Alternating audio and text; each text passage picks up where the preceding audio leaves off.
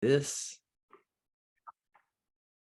Good evening, everyone. It is certainly our pleasure to welcome this evening for a very special monthly book discussion. Author, advisor, advocate, activist, Reggie D. Ford, and might I also add Nashvilleian, author of Native, yes, out east. Okay. Yeah, out east. I lived out east too, by the way. So I knew what you meant.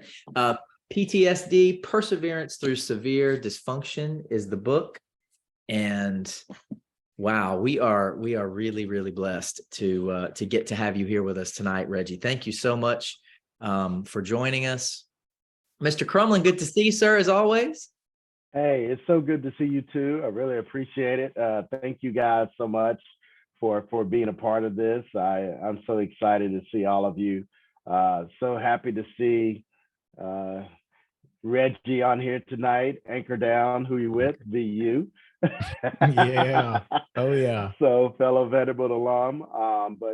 But his work, if you haven't read it, his work is phenomenal, and I'm just really excited. It's so rare that we get an opportunity to speak with an author who's written such a brilliant work. And if you hadn't had an opportunity to grab it yet, I strongly suggest you go to Amazon. I'm sure Reggie will tell you where else you can get it, but go to Amazon and grab it off the shelf. And it's wonderful. As we always say, whether you've read the book, whether you haven't read the book, we hope you contribute to the conversation tonight. It'll be worth your while, and we're just so happy to be here. And if you know somebody that needs to be on this Zoom, send them a text right now. Absolutely. So with that, I'll turn it back over to you, Vic.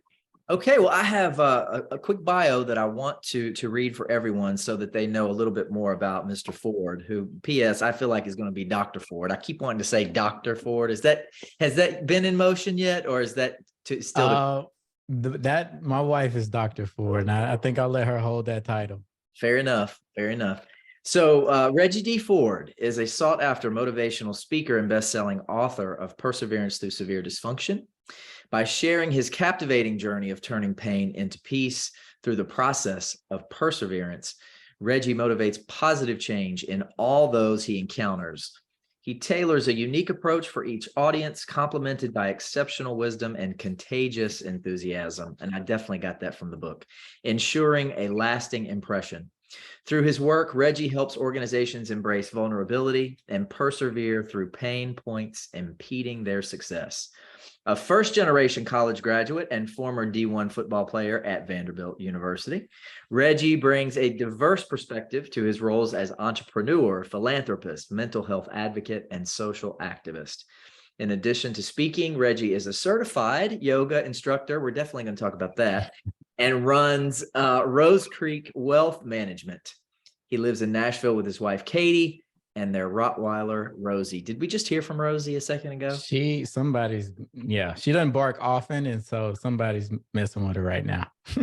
Well, you might hear from Miles before the discussion is over this evening. That's my four-legged awesome baby. So awesome. He wakes up and yeah. But wow. So, I mean, just to get us going, Reggie, I want to have plenty of time for the folks on the call to ask questions. I know that everybody has come with their questions, but I want to start off by just asking you, what do you think for you is the thing that you would most want a reader to take away from your story? It's a great question, Vic, but I want to first say thank you all for having me, for hosting me. It's an honor and a privilege. You could have had anybody and read any book, and I'm moved that people, especially James, like knowing you for several years now and looking up to you, I'm honored. So thank you. To answer your question, I think the one thing I would hope that people took from the book was that you are impacted by all that life throws at you, and that you don't have to be subjected to the turmoil and the pain that your past or your trauma or whatever it is has placed on you. Like, you can persevere through that. You can get out of that. And then on the other hand, I wanted people to see if they haven't had a traumatic life, or they can't really understand the trauma that is in the book or in other people's lives, to have some empathy and understand that people do have struggles that they deal with, and to be compassionate about that. Hmm. That's really huge. I think that compassion piece. And typically, I think we come to the compassion piece a little later, typically, that's Yeah.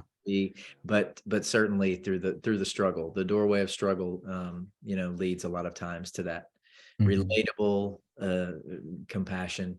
Yeah, absolutely. And so what do you think for you were some of the most important ways that you were able to just sort of find this tenacity, so to speak, to overcome adversity in your life? I think it started very young. I think I talk about a baseline, having a baseline set for your trauma or your pain or your low points. And so, like, if you're 2 years old and you spill ice cream, you're going to have a temper tantrum, right? Because your baseline is not that low, and that's one of the worst things that's happened to you.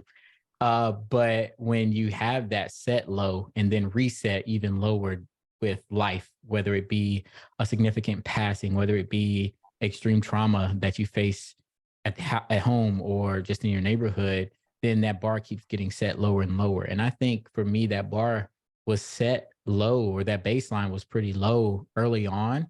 And so when I got into normal life, everyday life that everyone else was experiencing, things didn't seem to affect me as much as they did. And I think part of that is the normalized, how I normalized the bad things that happened. They were just a part of life. But I think it also pushed me to endure a lot of the hard things that came with it. Mm, absolutely. Reggie, one of the things that was really struck me about your book is how you talk about your personal struggles and how you confront mental health and the effects of poverty and racism. And one of the key points that you begin your discussion with is kind of an overall look at PTSD, right? And how that kind of affected you. Can you talk a little bit? I mean, that's just such a brief synopsis of what the overall book is about, but can you Mhm. talk a little bit about the PTSD aspect and then kind of go from there? Yeah. So, just I guess going back, trauma happens to nearly all of us. And trauma, it's described in many different ways. I like to say that it is the disconnect between what we know and what we feel based off negative experiences. So we know that life isn't threatening right now. We know that things aren't going to harm us right now, but our feelings and our thoughts and the patterns in our bodies feel that way. And so there's a disconnect there when it gets trapped in your body, having PTSD. And not everyone who experiences trauma develops PTSD. I was learning something. I learned something recently that there was a study done on veterans, and it looked at 100 veterans go into war, 20 come out with PTSD. Of those 20, they all had adverse childhood experiences, significant adverse childhood experiences or childhood trauma, and so I think, while some people are more susceptible to developing PTSD, or even see PTSD through a prolonged period of experiencing trauma, not everyone will. But I look at it in without diminishing or belittling anyone's experiences, like recognizing that if all you knew in life was green grass and roses, and then your parents get divorced, like that can be a traumatic event that then turns into PTSD for you. It doesn't always have to be a bombing, a murder, or anything like that. It can be something that is deeply, tied to your emotions. And I think that was a piece that I really wanted people to understand, because I think in our society and in our world, rightfully so, sometimes we do this comparison where we say our life isn't as bad as XYZ, in showing empathy and showing compassion for others. But oftentimes when you're dealing with it, when you're living with it, you don't show that same compassion for yourself. And so wanting people to recognize that, 90, probably 90 plus, I would say 100 people experience trauma, probably not to the same severity, but with so many people experiencing trauma, I want everyone to recognize it and address it so that it doesn't boil up into kind of how the book opens up. Yeah, and for those of us who haven't read the book, when and how did you first know that something was going on with you that you wanted to learn more about or find help to meet, I guess, so to speak? I think I knew early on, probably I would say when I started dating. I was probably 15, 16, 15 years old. And I my my reactions to certain things just didn't make sense. And I would be mad at myself for reacting that way, but I would continue to do it. And I would continue to be I would continue to have these negative feelings and negative behaviors that I felt like I couldn't control. And so I'm asking myself, what is wrong with me? What is wrong with me? Right. And getting to a point now, it's like, what happened to me? Getting away from that language, because nothing is wrong with any of us, but things have happened. And so it was probably around that time, because that was the point where I knew it was affecting other people's lives that I cared for. And how could I say I love somebody and do mean things and harmful things, and not have any amount of trust at all? And so those were some early signs. I would say, moving forward, I didn't address it or attempt to address it for several years after that. I was well into my adulthood, in my 20s, before I started to really try to understand where those emotions, where those thought patterns came from. Would you talk a little bit more about what was happening? Because I think a lot of times people are living with PTSD or another type of challenge and they don't realize it. Yeah. So let's see. I was born in James mentioned it into poverty, and I think that alone can create so many adverse effects on a person's mood and behavior and attitude. And not only that, my mom was 14 years old and my grandma was 29 years old, and we were all living in a house with an abusive grandfather, and my uncle was special needs, and so he needed special attention. My father was running the streets and eventually got sent to prison. And so, all of that chaos was happening. But it was normal, right? It wasn't chaos at the time. It was life. And and then, I think seeing early on, I think when I was 14, first childhood friend got murdered. And that was like, whoa, this is, what you see on TV and what you hear in the news, like that happened right here.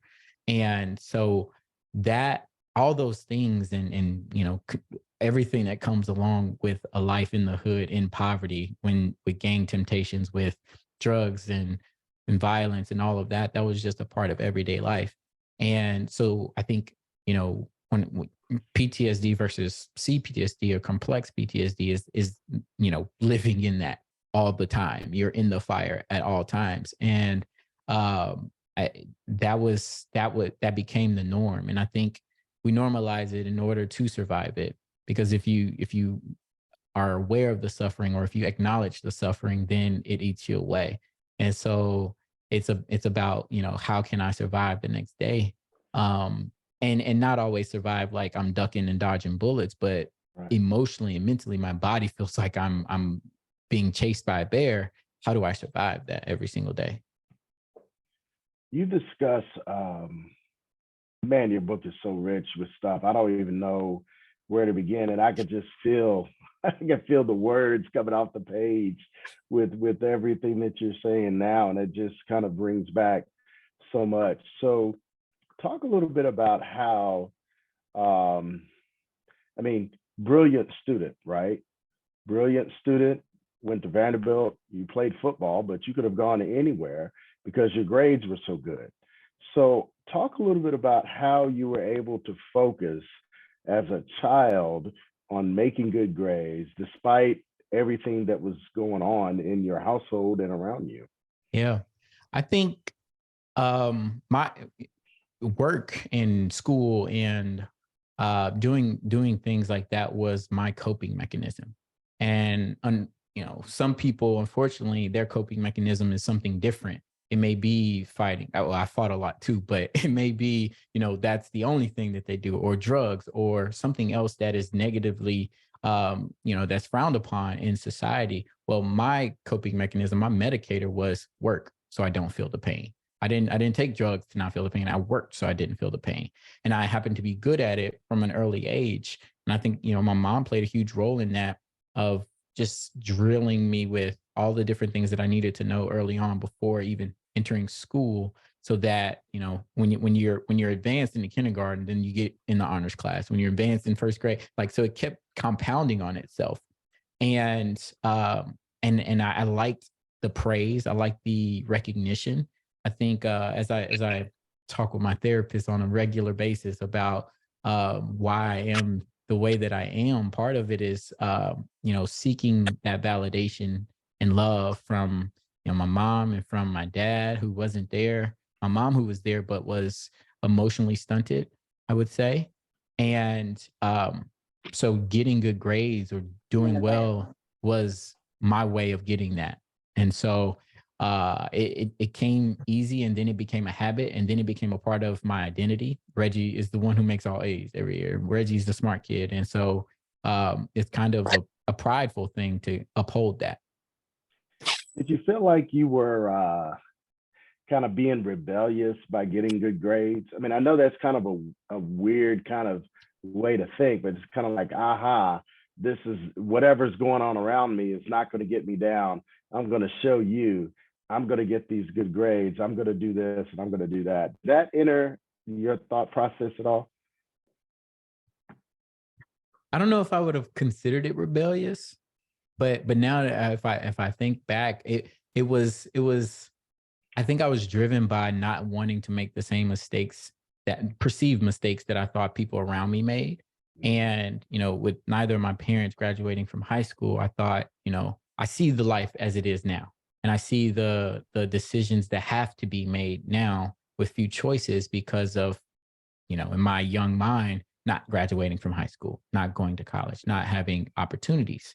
And so it was, how can I do just a little bit more than that? How can I be just a little bit better than that? And not better in better sense, but better in like more accomplishing that goal.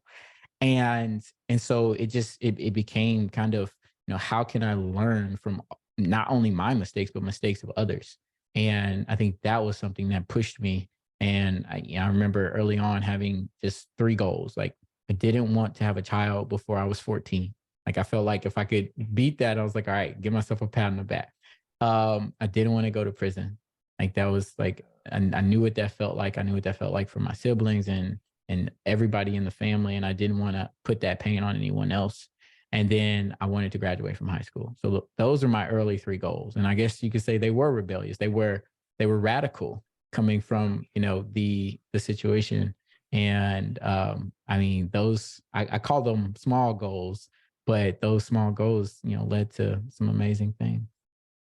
Absolutely, yes. And speaking of amazing, we have some amazing people on the call with us tonight. So thank you all for coming. And we want to give you all opportunity to, weigh in about the book, your takeaways, and if you have questions for Reggie, please, it's your turn. Anyone. And you can ask me anything.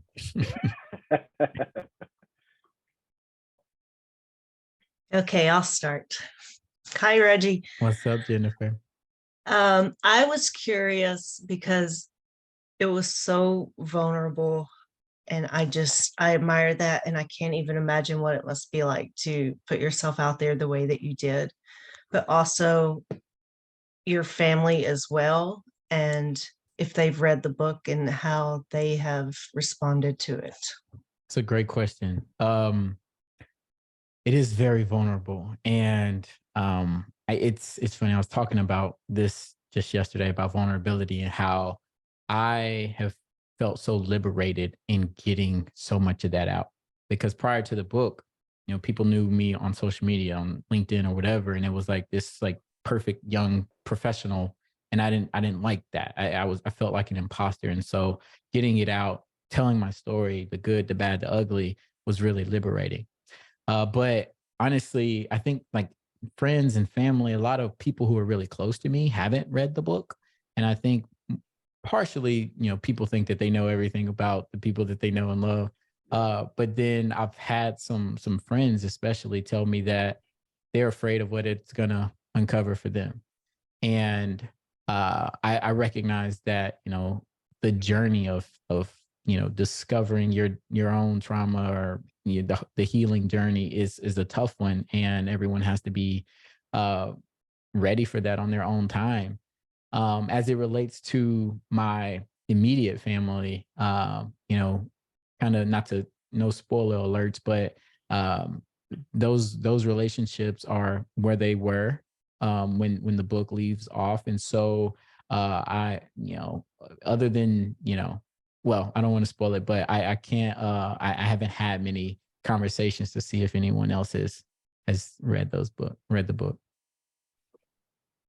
I just have to ask really quickly on that note, is there another book coming? I think so. I Yeah. think so. Good.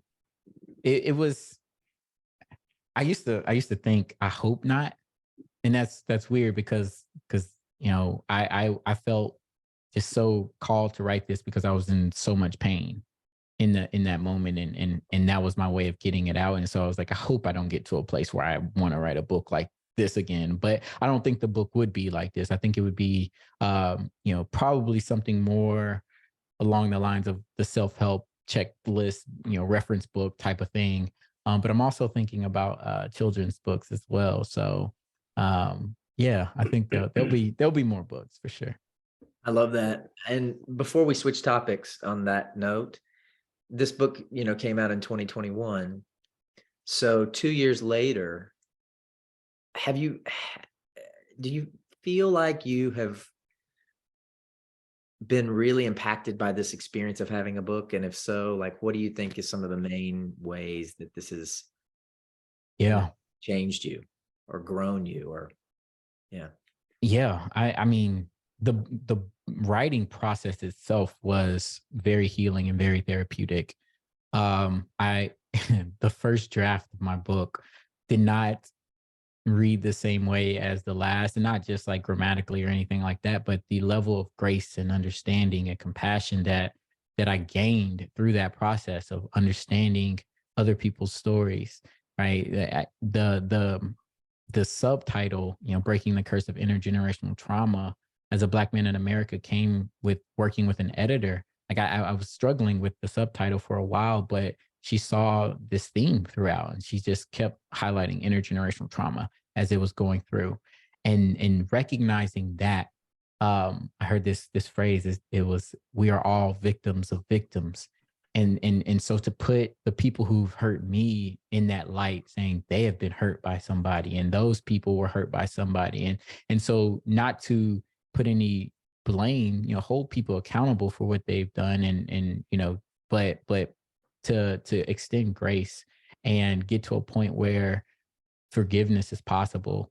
That came along the process of writing and has grown even more since releasing the book. And I think my relationships with other people have grown significantly. People who I've known for 10, 15 years, I've had conversations with them that I don't think I would have ever had I not been as vulnerable and exposed my story the way that I did. And even strangers I've had, and it's heartbreaking and heartwarming at the same time, where people will tell me that they've dealt with a lot of stuff in their life and they're bawling and crying, or they may tell me that they have thought about suicide, and then they'll say, something you said or something you did or something I read about you helped me. And that is like, I can't even put that into words, because, I you hope for a response that way. I think when I first wrote the book, I was like, I'm gonna New York Times bestseller. I'm gonna sell 1 million copies, da da da da. And then I got, more realistic, and I had to set a different goal. And the goal was, if I could help or save one life, then it was a success. and I feel like it's done that. And so, yeah, some real special things. Thank you for that, Reggie. Pat, you unmuted. Do you have something you want to add? Yeah, I do. I'm reading the book, and I read it in 2 days, so I got a heavy dose. I got the invitation. And I said, I got to read the book before I go to the discussion. And so I packed it all in there. And you write in such an immediate voice that I was feeling it. And so I thank you for that. I am a licensed clinical social worker with many years experience, and I've dealt with lots of people with PTSD. The first time I saw it, I didn't know what it was, and the profession did not prepare us. I had a 13-year-old girl who was a victim of incest. I didn't know what it was. She was acting out. But the second time I saw it, about 8 or 10 years later, I'd had more training, and I lived through the Vietnam War with a veteran who participated in the village massacre at My Lai. Wow. And he was back in his hometown, a little southern town, and he was having flashbacks because his children were the ages of the children in that village. And so my question is, secondary traumatic stress is very real. How did you find a therapist who was able to handle that so well? Yeah, I actually, it took me a while before I found a therapist, before I was comfortable with a therapist. The first time I went to therapy was after my grandmother's passing, and it was a grief counselor. So it was initially around, that's the only thing I need to work on. I miss the person that I love most. Like I miss her. I miss her. Nothing else is going on. I just miss her. But yeah, my first trauma therapist was last year actually, and I'm still working with her. And it took me a while, just one, trying to find someone who had, cultural sensitivity and could understand some of the things that I would be bringing without me having to explain my experience before even getting to unraveling all the things that are underneath it.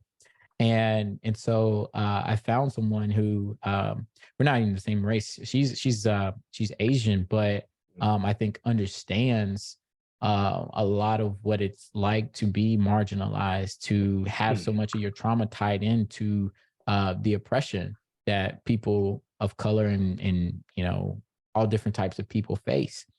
And the process of doing that was kind of scary and daunting, because I made a list. I used psychologytoday.com. I used Psychology Today, made a list, found some people, wanted them to be, racially allied, and then just started interviewing a couple of folks. And she just, I don't know, there's something about her that really made me feel safe and comfortable. And that's what I look for in all relationships now. Is like, if I don't feel that, then chances are I might not have a long-term relationship with the person. So it's just looking for that safety. I'm a pretty good read of character, I think, at least for my needs. And so yeah, just finding someone who I felt could check those boxes for me. Thank you for the work that you do too. Yeah, absolutely. So I think that is, man, I appreciate that, Pat. Thank you so much for that contribution. Reggie, thank you for being vulnerable in your openness. You talk a little bit about in your book about the Black tax and what that means to you. Can you recall the first time that you experienced racism? And then when did you figure out that it was actually an ongoing thing, a taxing event for Black people? Yeah. And to explain for those who haven't read, so there's kind of two definitions, one much more shallow than the other. The Black tax is the financial burden placed on Black people because of those who come in generations before them or on the same line as them needing support. And so those who make it out and become financially stable, it's hard to really advance financially because you're giving back. That's the shallow version of it. And the other is, there is so many systemic issues that are placed on Blackness and how that shows up in economics, in the workforce, in healthcare, and all of these different areas of our society. And I'll say the first time, it's fun. It's not funny. It's interesting that I didn't really recognize. I guess no, I take it back. When I was a kid, very young, I hated going into the gift shop and the trinket stores, and just the feeling in the eyes, and even the comments of just like, why are you following me? And I know I didn't steal anything. Like that was probably my first experience with people in stores just harassing me. But the first experience of overt racism was when I went to high school, or I was in eighth grade, but when I went to a private school on the other side of town.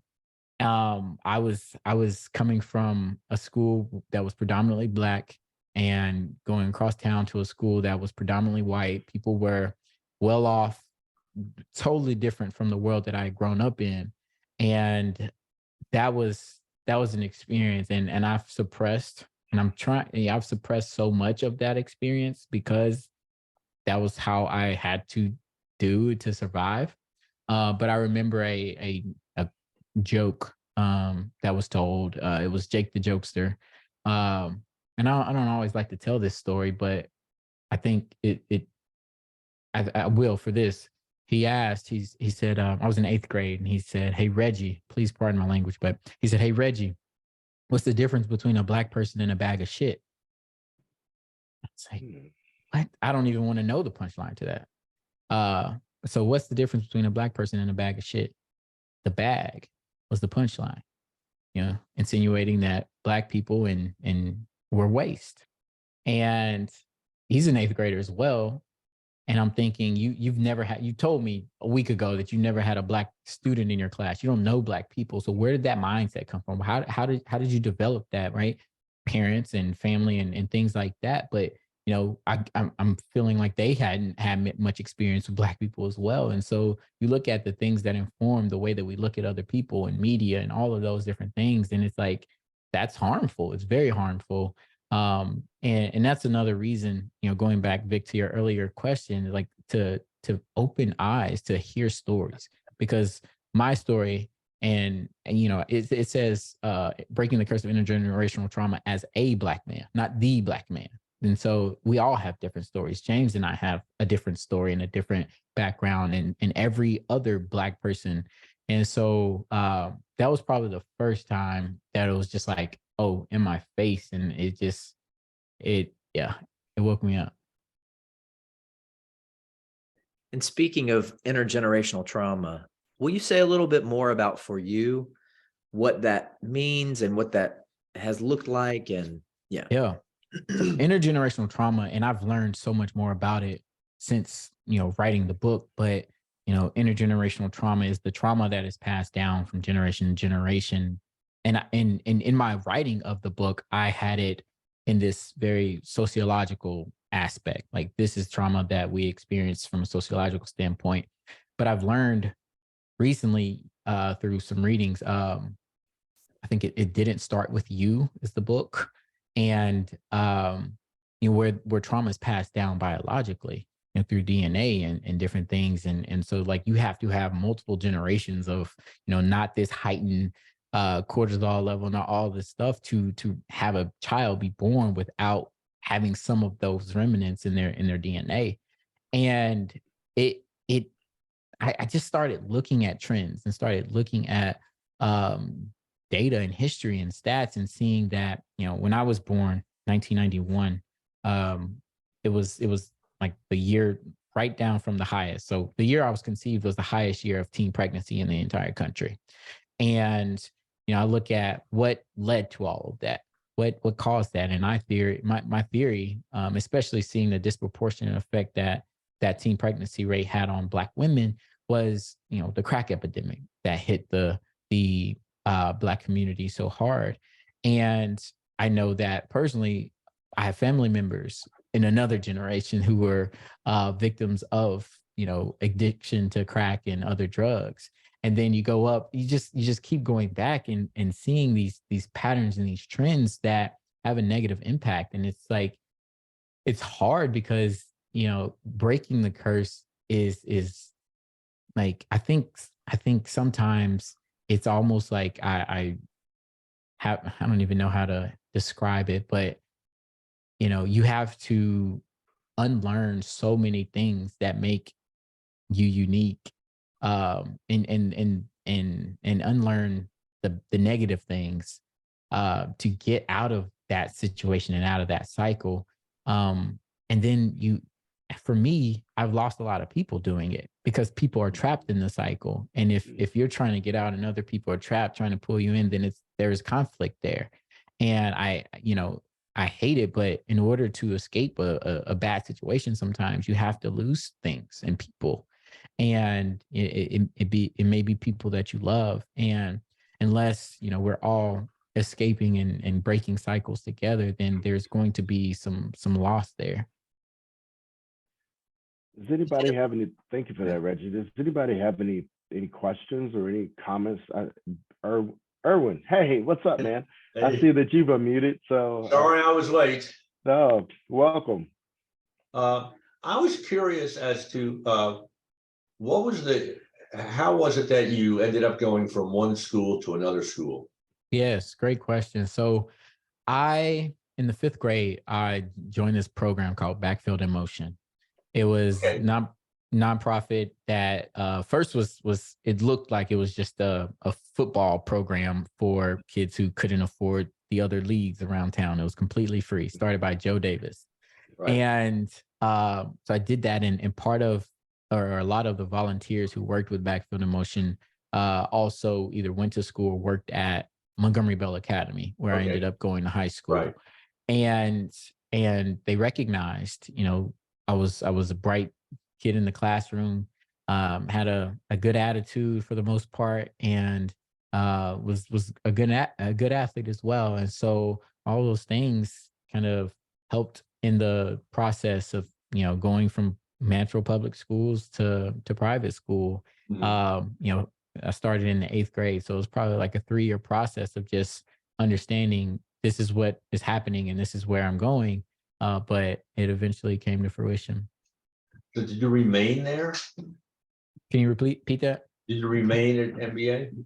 So yes, I graduated from there. That's a great question, because there was, after my 8th grade, well, after every year, I'll be honest, it was always thoughts of not returning, just socially, culturally, not academically. It was rough. It was tough. It was a lot of work, but I adapted to the academics pretty quickly.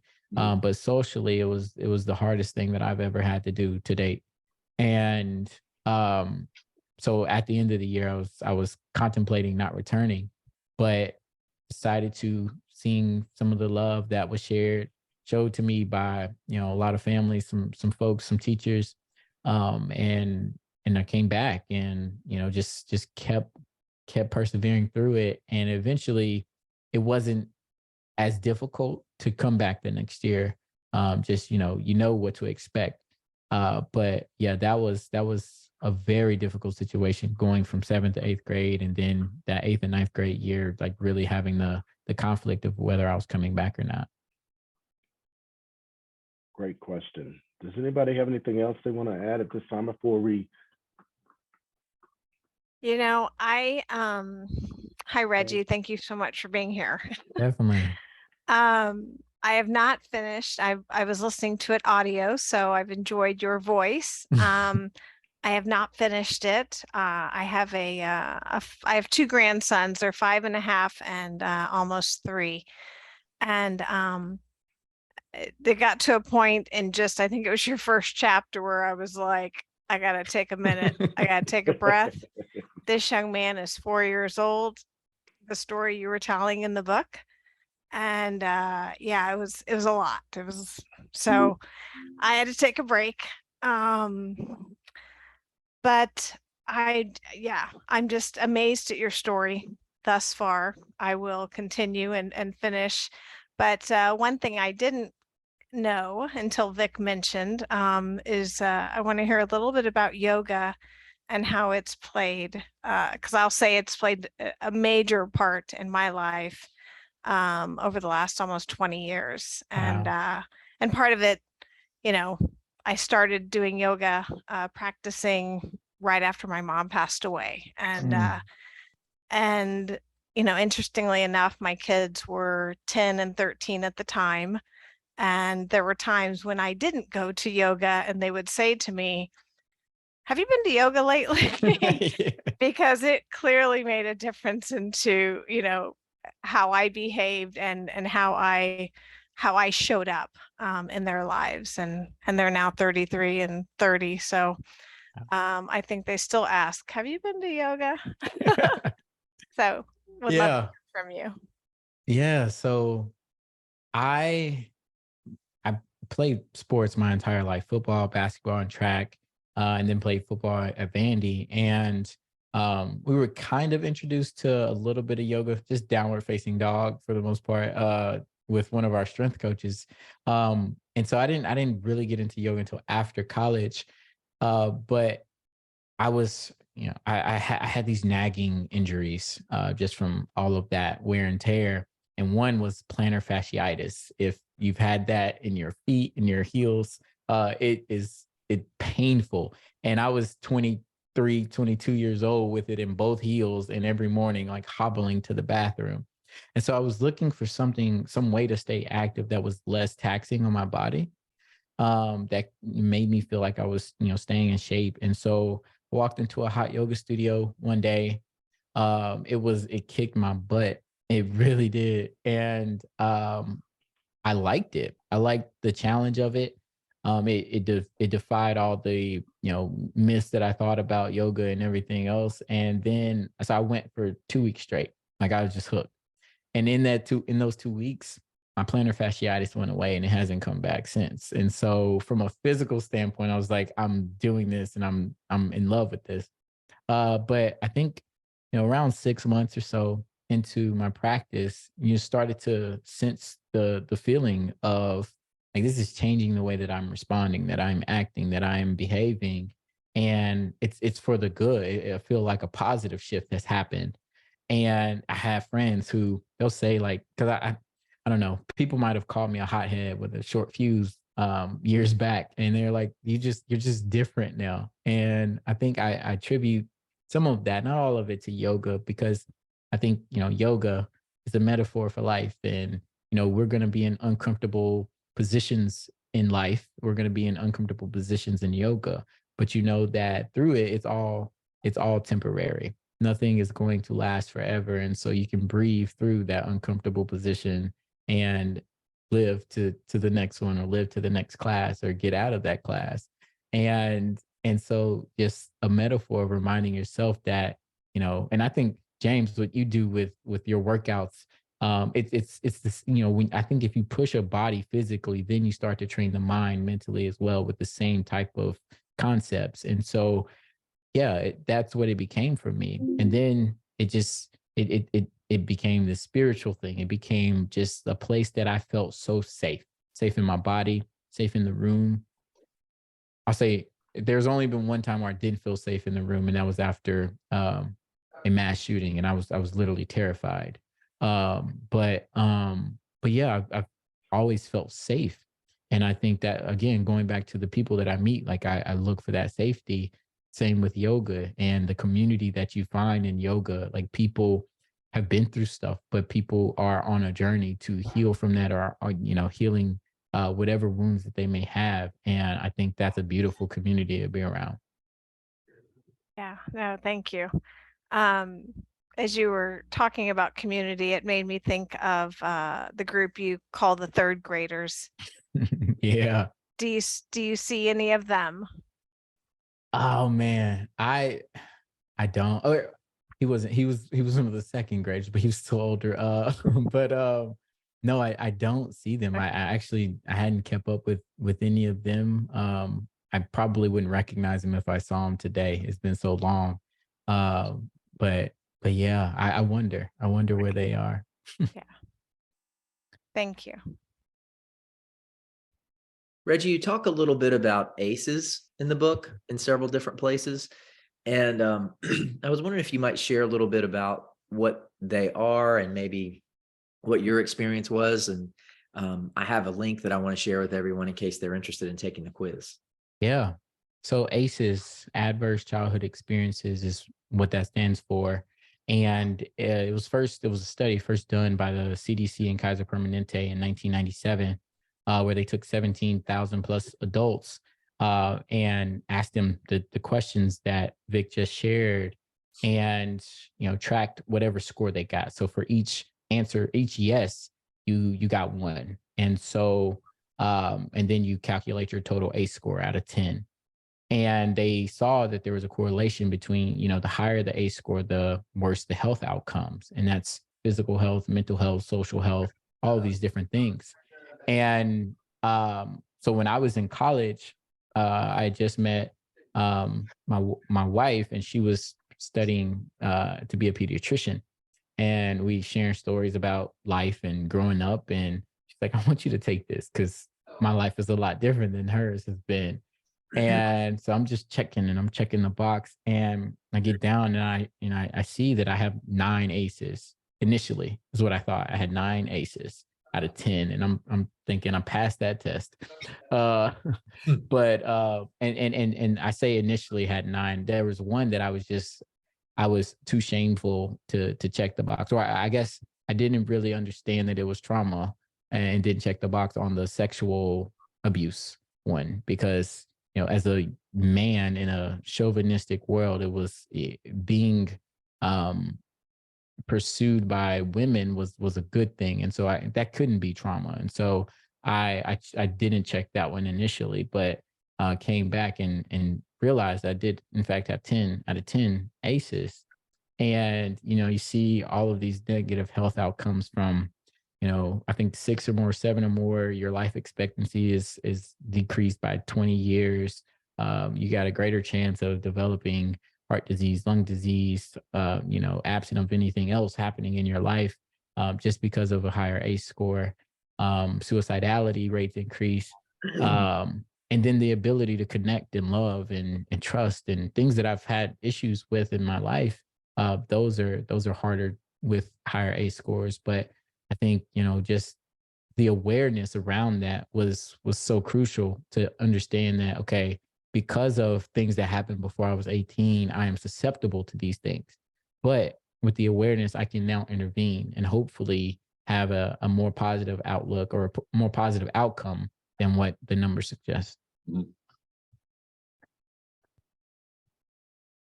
Thank you. And speaking of that, you talked in the book too about how Katie was really the only one that could get you to open up when you were, at a certain place. And speaking from someone's point of view, that would be me, who has tried in the past to get someone to open up when they were not ready. What does that look like?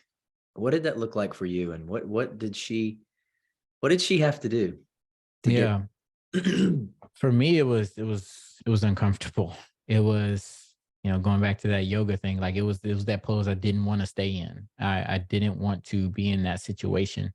But I think she had patience.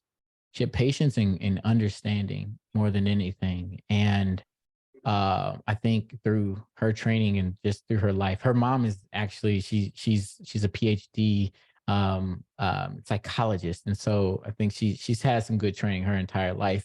And I think she would ask me questions, and she would ask them in a way that would get a 1-word response, or I would automatically respond in 1 word if I would respond at all.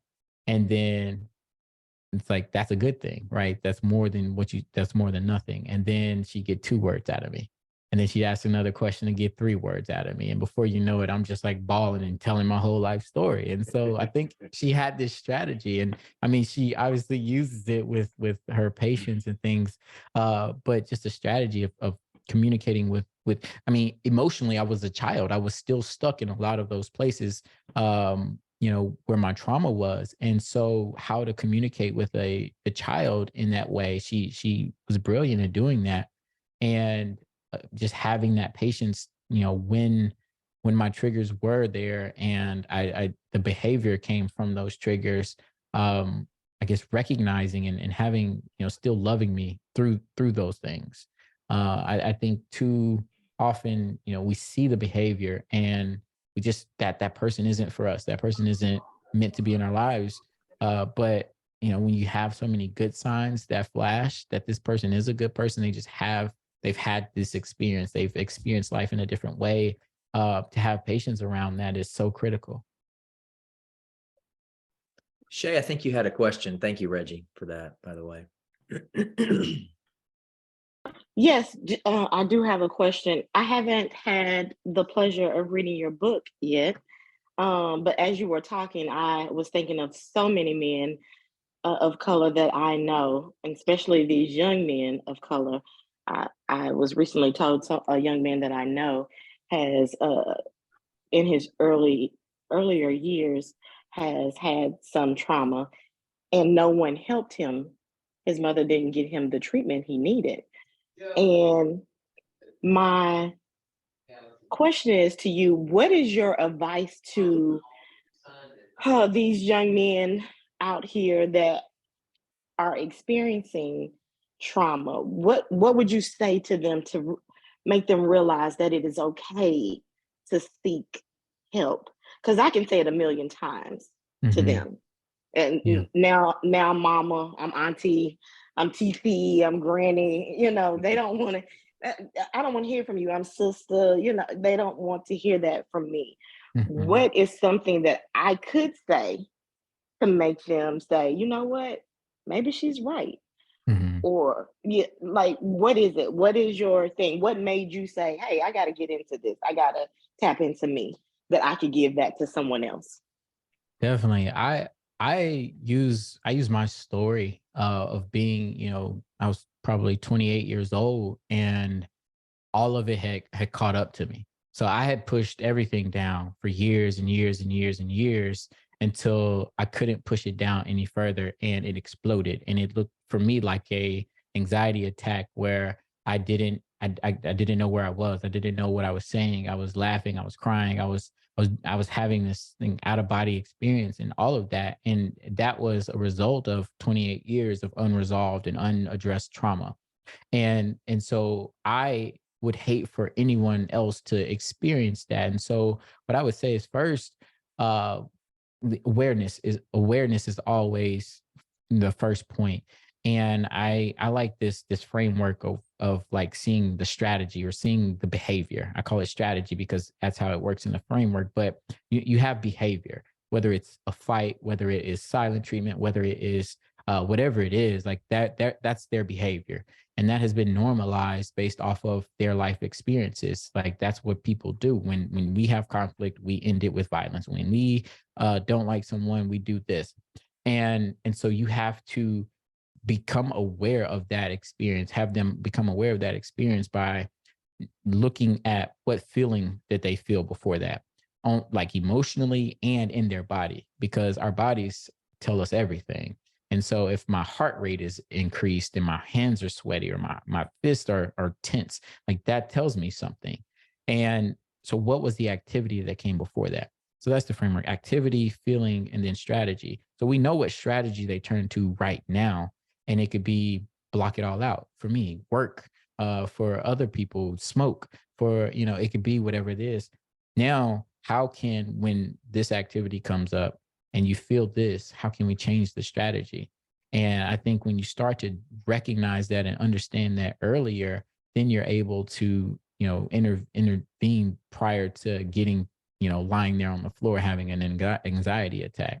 And I think we as a community as a whole, we have to be very accepting and welcoming and understanding of that. And I think we get mixed messages all the time, even when the conversation around mental health and destigmatizing mental health is at an all-time high. You'll hear something that'll make you feel shameful for expressing yourself, for expressing your emotions.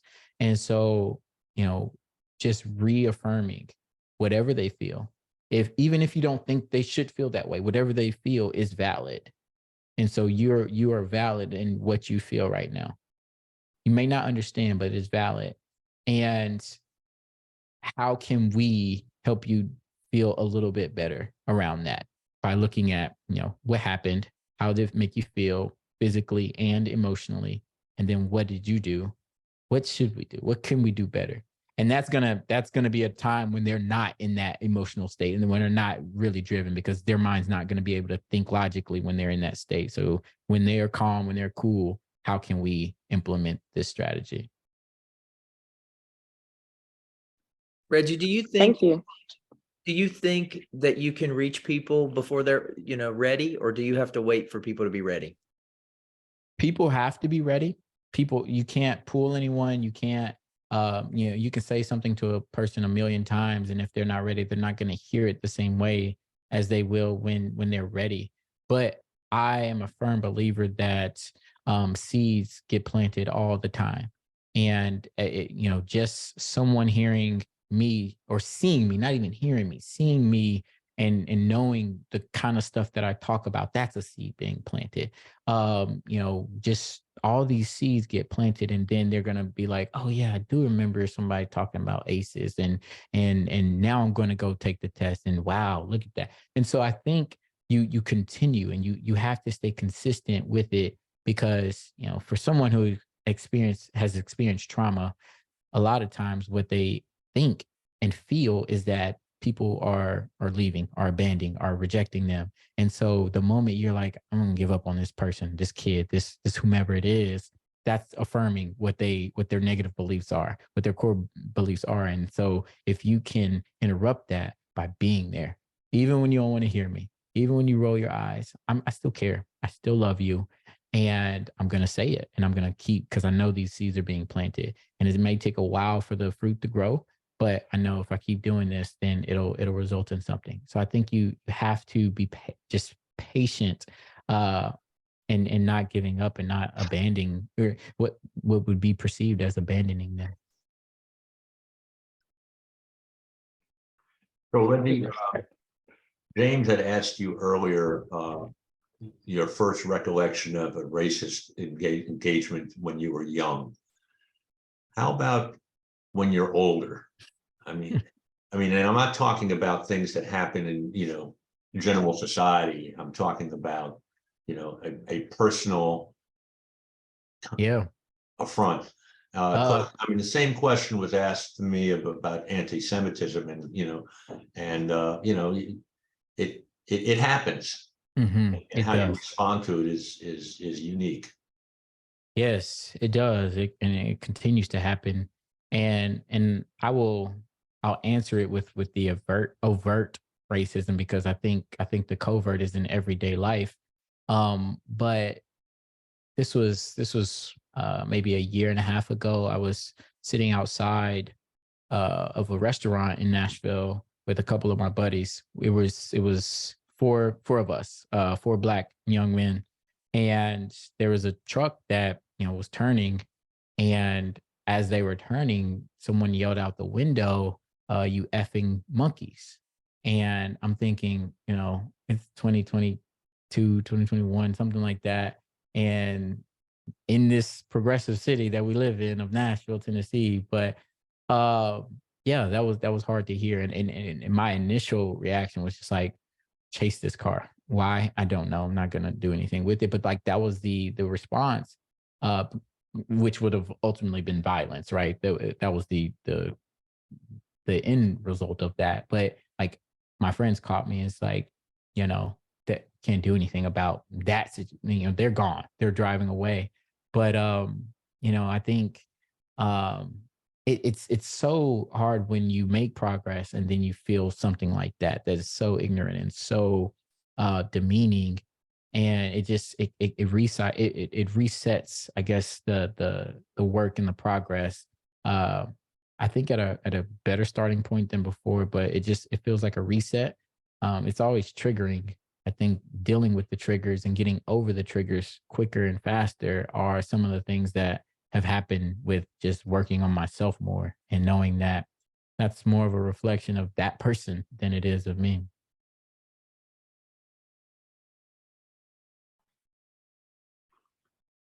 How has this impacted your family, your immediate family? I mean, you have a child. And so no children yet, no children. You know Okay. something I don't. No.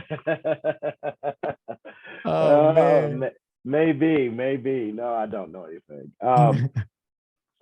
So okay, well, I'll turn to another question. So when you vividly remember when your grandparents passed, right?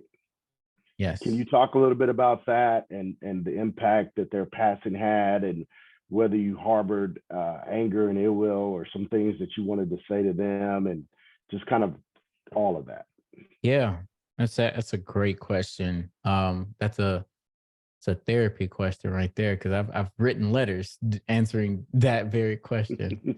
Um, so my grandmother passed away first, and leading up to her passing, there was just chaos with my family. There was I actually didn't get to see her for a very long time in the last few months of her life, and uh, I knew that the way that she treated me in some of those times wasn't a reflection of who she really was, because her mom, she had terminal brain cancer. The tumors were pressing on her brain, and she wasn't the same person, and she was being manipulated by other people. And so I knew that that wasn't her. So I never carried any ill will, any ill feelings toward her. And then my grandfather, and you can barely see them, but both of those, their pictures. So this is my grandfather right here, and that's my grandmother. They're always with me. But my grandfather passed about 6 months later, and I was literally holding his hand, typing the book, holding his hand and typing the book as he passed away. And I we had just a phenomenal relationship my entire life. And when I went to, there was a question in the letter that my therapist had me write about, if, what is something that I wish I would have gotten to say to you that I didn't get to say. And I had no answer for that for my grandfather, because we said it, and we lived it, and we were there, and we were connected. And so it was hard to lose them, because they were so nurturing to me and myself, or me and my soul, my entire life. And then to lose them so rapidly, it was tough, but I found some peace in knowing that they were one back together, and not suffering anymore here. Thank you for that, Reggie. I really appreciate it. Your vulnerability and openness throughout this entire process is, it's truly amazing. And I know that everybody on the call and really appreciates you for being here and doing this. And I'll say this: I know that we all have friends that we consider to be close friends, and you mentioned it, some that haven't read the book. I mean, they're truly missing out. I mean, they're missing out on a different perspective about you that would make them love you even more as a person, and as a friend, and as a brother, and a family member, or what have you. So it's their loss. Don't feel, I know that's easier said than done, because I'm sure you feel some type of way about some family members and friends having not read the book, but it's truly their loss. And I just wanted to say that publicly, because I've grown up. I mean, I've always respected you and all this and everything that you've done, but man, this book is truly eye-opening. And I was like Bernadette when got through the first the first chapter. I said, wait a minute, man. Wait a minute. Is it raining in my office? What's going on here? And so I had to go get a glass of water and come back. And so I appreciate you and your vulnerableness on that. So I appreciate those words, and I think being vulnerable, it's like this cycle of you get more comfortable with it, because prior to the book and prior to a lot of things in life, I had so much shame attached to the things that I was dealing with in life, and I wouldn't have ever talked about them. But through healing and understanding that the things that I've gone through aren't me, like I'm not bad, I'm not the negative things, reduces that shame. and it allows me to be more vulnerable. And so I appreciate that. And I appreciate I'm gonna send that to, I want a copy of this, Vic, because I want to send that little piece to my friends and family and be like, look, y'all missing out. Y'all gotta check this out. So I appreciate that. And I have tremendous amounts of respect for you too. Speaking of vulnerability, I saw this great interview that you did with Andrew Moran on Facebook. Marinus. Yes, I think yes, thank you for fixing that, because I read it incorrectly. But I'm going to share the link with everyone.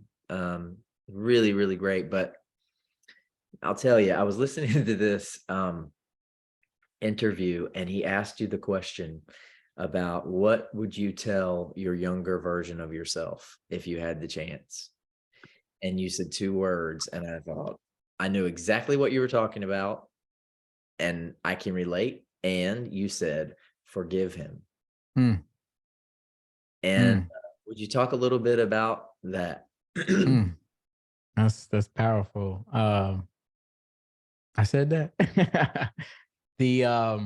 Yeah, I think when I was younger, I had so much anger in me, and it was directed at my father, because I knew, like, even though the things that I was dealing with at home, all the other stuff, like there was stuff there, but it didn't feel as bad as not having him even, available to see or anything. And so that anger turned into fights. That anger turned into, this rage that I really didn't feel like I could control.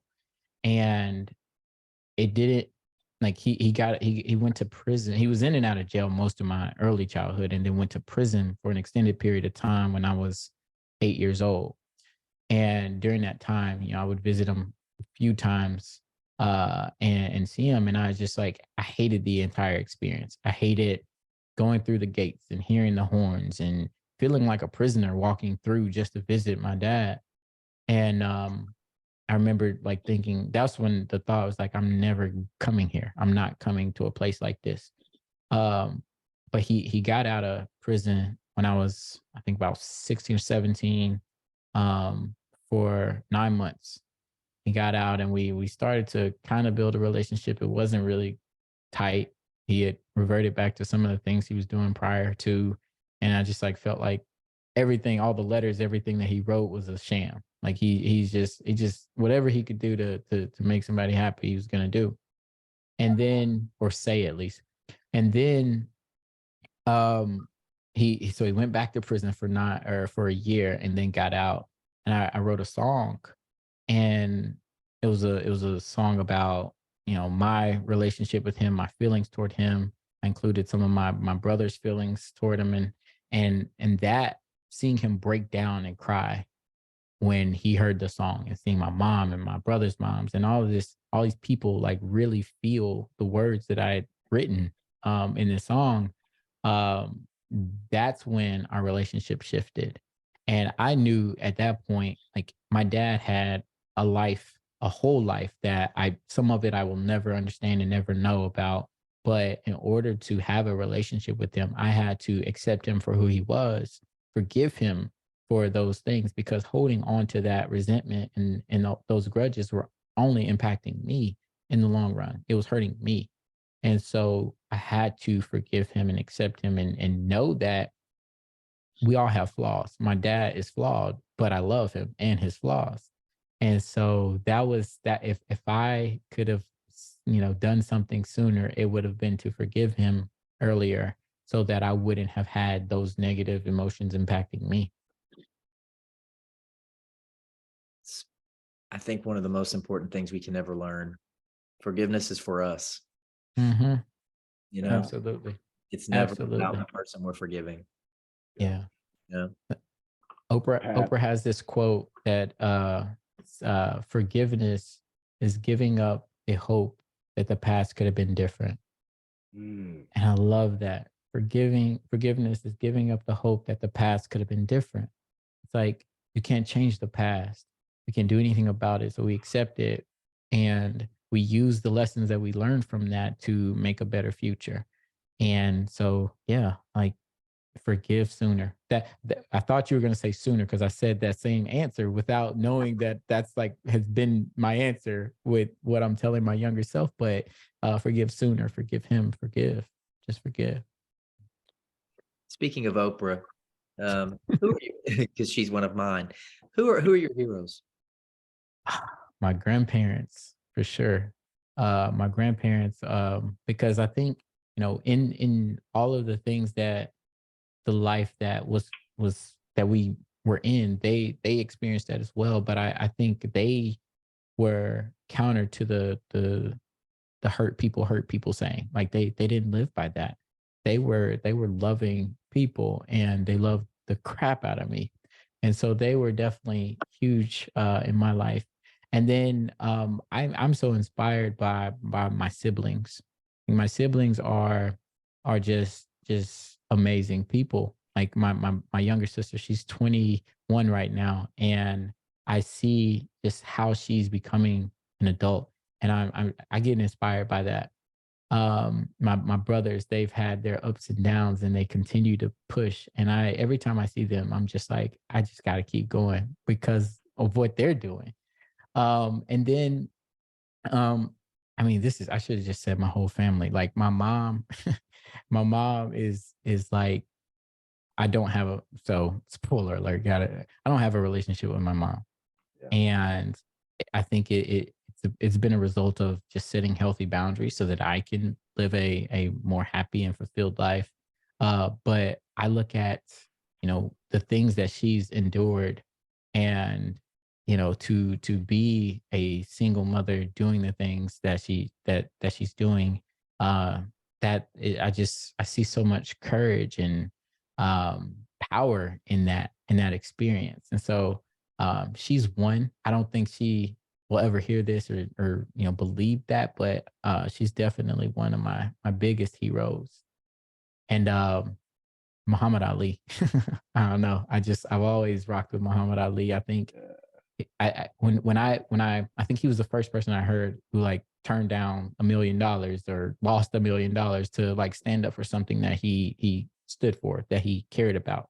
And that to me signified like a good human working for something bigger than him. And when I loved how he fought, I loved how he talked, and I think just seeing how he moved in a time where it was even more difficult to be as outspoken.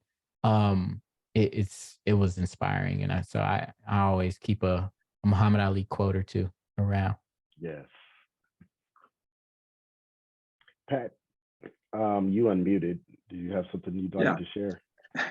Well, I think the story is so rich, and as I keep thinking about Reggie, it has many different angles. And after I practiced for 17 years in rural Northwest Georgia, deep Appalachia, I got into education and taught in several schools of social work.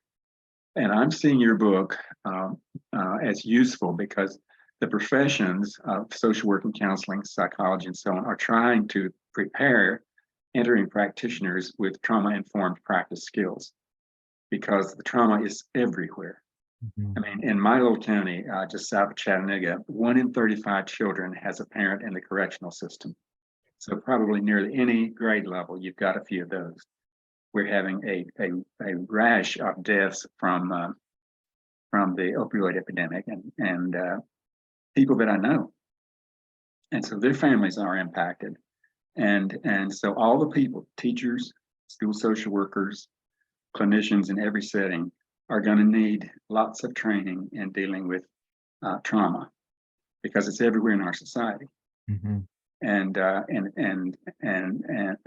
Appalachia is just rife with trauma. I mean, going all the way back to many of the families have Cherokee heritage. I had a Cherokee ancestor, and I think my grandmother had trauma from her part of that family. Mhm. And as you were talking about the epigenetic piece, where the genes actually change over the generations due to trauma. So I would use your book as a textbook. So Wow. you may get another market. Wow. I appreciate that. I appreciate that. And I'm speechless. I don't even have anything to say. I just thank you. Wow. That reminds me of a question I was going to ask you too, Reggie, and that is, what is your opinion about the way that history is being taught in public schools these days? And the whole debate around what should happen, and I'd love for you to weigh in on that. Yeah, I think I wish that all history, good, bad, and different, was taught in a way of, again, like to forgive is like you accept the past for what it was, we learn from it and create a better future. If we don't teach the history as it was and and own what America is, if we're just doing American history or world history or whatever, like own what mistakes happened and whatever was in the past, then we don't get to a better future, right? You don't study history to continue to repeat yourself. You study history so that you can learn and be better. And, I bet, after, just, COVID, we have COVID pandemic. We look back, we can be quicker with how we respond to different things, knowing all the different things that arose with COVID if it happens in the future. You look at the market and how volatile it gets. We won't. I don't believe that we'll have a crash like the Great Depression again because we learn from things. And so to limit any type of history because it is deemed controversial, I think is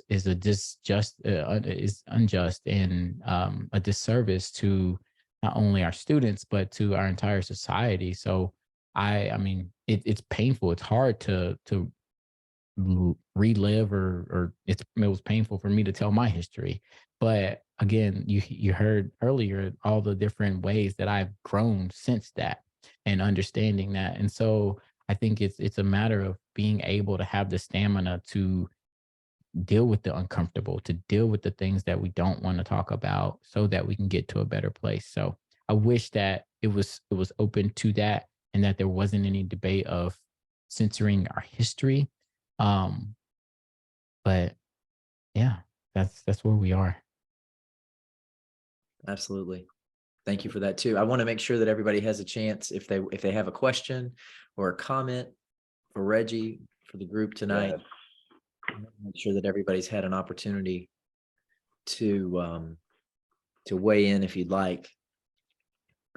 While you're thinking about that though, Reggie, would you tell us a little bit about Rose Crete Wealth Management? Yes, Especially please. I love the name. I'd love to share the Yeah. So my professional journey, I got a economics degree, a master's in accounting, and then I started working in accounting and then wealth management. And then I decided to start Rose Crete. And the name comes from the rose that grew out of a crack in the concrete, through all the perceived impossibilities, through the poor soil, little light, little water, it grows, it reaches the sun. And you marvel at its tenacity to do that, as opposed to saying, oh, it has damaged petals. Oh, it's a little rough around the edges. No, you marvel at that because you know what it's had to go through. And I saw that metaphor as epitomized my life. And I wanted to celebrate that, not only in my life, but in the lives of others and people who were the roses. And so I started that in 2018. And initially it was working with professional athletes and young professionals who were similar to me, first generation, doing things that they never thought, other people probably didn't think that they would do, and needed guidance. And that has evolved to working with businesses and working with just a myriad of folks, but still with the same essence of recognizing that there are roses in each and every one of us and celebrating that. So yeah. That's brilliant. And we all wish you continued success and growth, in all areas of your life. I got to tell you, this last chapter of this book, and I have to read something. Go for it. Go for it. Yeah. When I read this earlier today, I just about had to take a lap. I was like, this man right here. So, but I want to share it with everybody. So It's not the adversity that defines you either. The defining moment is in how you respond to that adversity. Rather than avoiding it, embrace the struggle and feel the pain, because pain is just the first step of the process. As you suffer through the pain, you'll discover your passion. Your passion will force you to fight not only against what has caused you pain, but also for what your ultimate purpose is in life. Once you discover your purpose and begin to live in it, it will force you to regain your power. And after you regain your power over yourself and over the outside world, you'll soon be on your way to finding your peace. Pain to passion. Hold on, y'all. Pain to passion, passion to purpose, purpose to power, power to peace. That is the process of perseverance. Sir. That's a shut up moment right there for me. Yes, That's it just is. a shut the way all the way and climb out the window, please. Because, I'm a life coach. So, I teach people you got to heal. I'm a healing life coach. You got to heal. And if you can't heal, you'll never get over to get across the bridge to get to the thing that you're really supposed to be doing. Like, you got to go through Yana says it best. Face it so you can fix it. You got to face it. If you don't face it, you'll never be able to fix this. You're always going to be in this same pot of, excuse my expression, shit. It's all, and my grandmother always used to say, shit does one thing. It stinks. It's funky. No matter what happens, it's going to stink. If you don't change the funk, you're always going to smell like funk.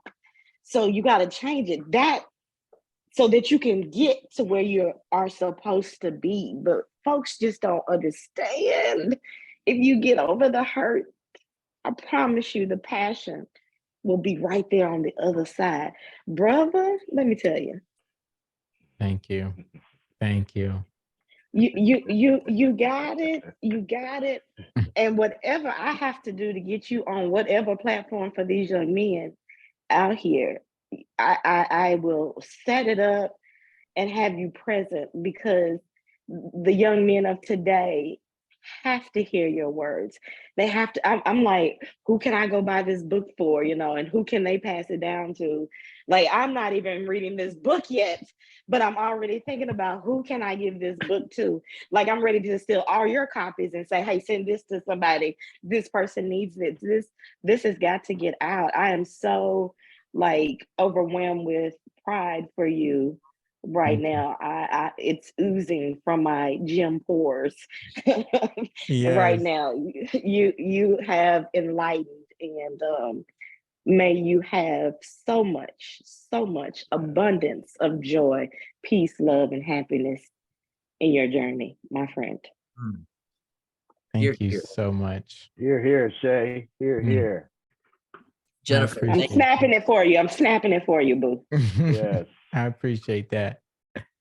Yeah. I'll say to that, I do a lot of speaking now. So I speak to schools, I speak to different organizations, to companies, and it's this message. It's this perseverance. It's embracing mental health and wellness. It's talking about social justice. And so if there is never an opportunity, I would love to come to speak, especially if I can see some young versions of me, then that really excites me. And so I would absolutely love that opportunity.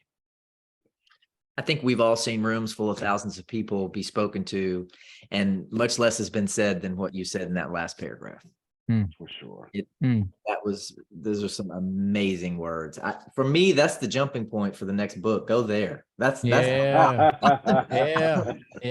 That's go deeper with that, because among other things. But I love your idea about children's books. I think it's all you, my friend. And the book is PTSD, Perseverance Through Severe Dysfunction. Reggie D. Ford, Nashvilleian.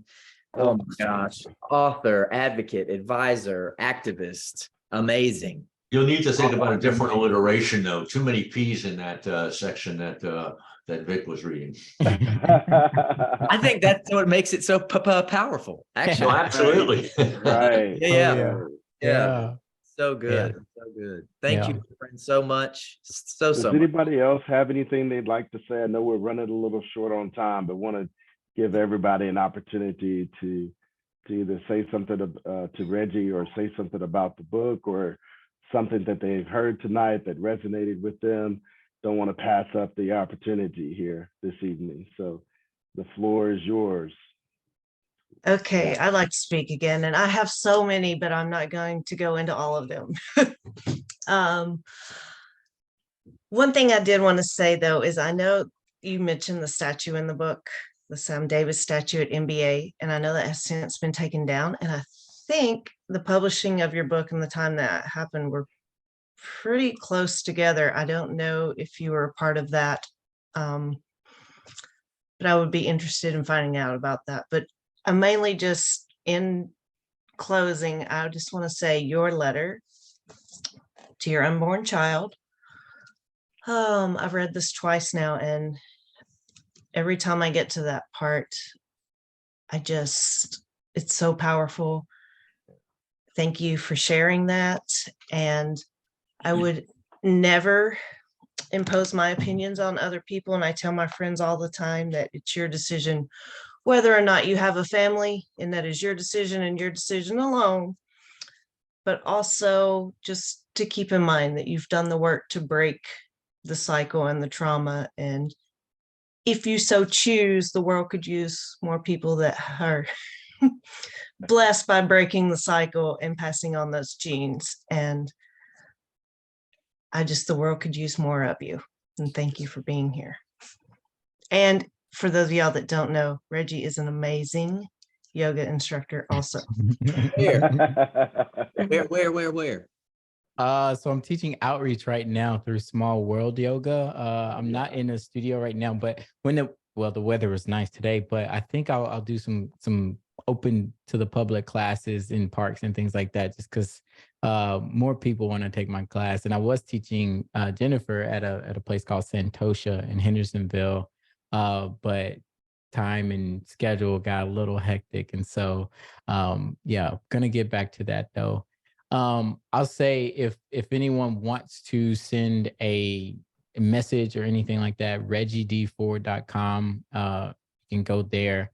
Reggie D Ford on all platforms if you have social media or anything like that. And then I'm going to find that letter that Jennifer was just talking about. I recorded a video and it's on YouTube, and I'll share that with you all in the comments. Wonderful. Thank you again so very much. Just one more time, the book, if you haven't gotten it yet, PTSD, Perseverance Through Severe Dysfunction, Reggie D. Ford. And Mr. Crumlin and I are somewhat on top of it this month. Yes. We have our title for next month, for March 29th. Thank you for sharing that in the Thank you, chat, by Reggie. the way, Reggie. We have Women and Girls Awareness Month in the month of March. And so we will be reading Why Are All the Black Kids Sitting Together in the Cafeteria and Other Conversations About Race by Daniel Tatum. And we look forward to seeing you all back here on March the 29th at 7 p.m. Central, exactly in the same spot. And we're going to have another wonderful conversation. Thank you again so much, Reggie Ford. Thank you, everybody who was here. Mr. Crumlin, take us home. I just always, I can't thank you enough, Reggie. Anchor Down, who you with, VU. You shared you were very vulnerable today in sharing your story. You were even more vulnerable in the book, and I can't thank you enough for doing that. I mean, it's works like this that really empower and give meaning and breathe life into what we're doing, where we can actually speak to the author and really kind of understand the thought processes behind his work. And so thank you for that. I always say that, through these books, your thought processes are always going to be changed. And if we could change somebody's perception changes somebody's actions, and that action can lead to the change in somebody else's life. So thank you so much. And thank everybody for being here. And thank you, Reggie.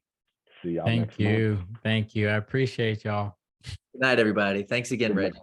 Good Good night. night. Thank you. Good night.